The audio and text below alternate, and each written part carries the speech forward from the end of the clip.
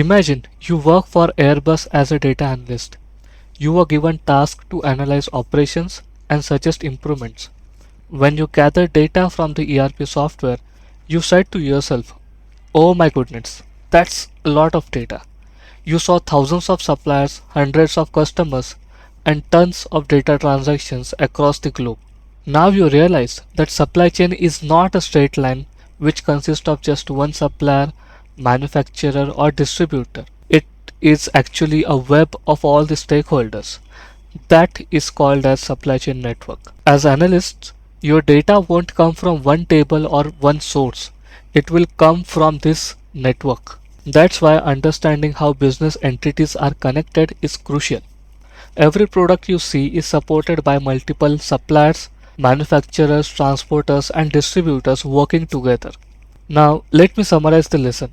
Supply chains are complex, and understanding the business is more important than you think for a data analyst. Supply chains are a network of multiple suppliers, manufacturer, distributor, and retailers. So, there is a practice activity for you. Pause the video and read the activity.